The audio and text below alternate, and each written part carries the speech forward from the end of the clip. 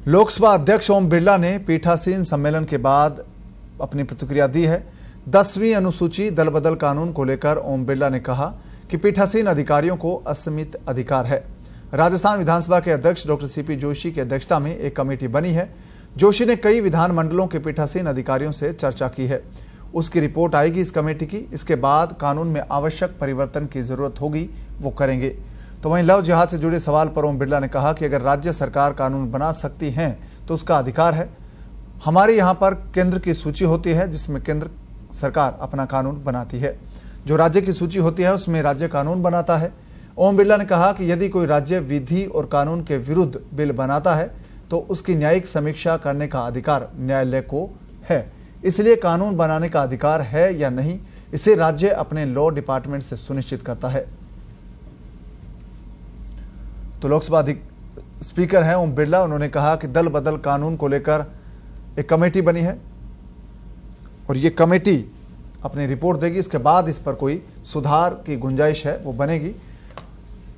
और पीठासीन अधिकारियों की ये जो कमेटी बनी है इसके अध्यक्ष डॉक्टर सीपी जोशी बने हैं।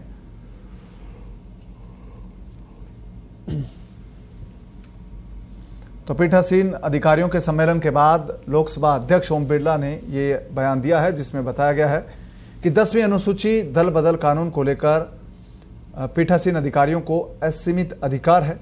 राजस्थान विधानसभा के अध्यक्ष डॉक्टर सीपी जोशी की अध्यक्षता में एक कमेटी बनी है। जोशी ने कई विधानमंडलों के पीठासीन अधिकारियों से चर्चा की है।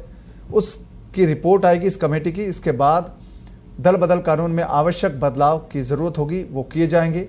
तो वहीं लव जिहाद से जुड़े मामले पर ओम बिरला ने कहा कि अगर राज्य सरकार कानून बना सकती है तो उसका अधिकार है। हमारे यहाँ पर केंद्र की सूची होती है जिसमें कानून केंद्र सरकार बनाती है।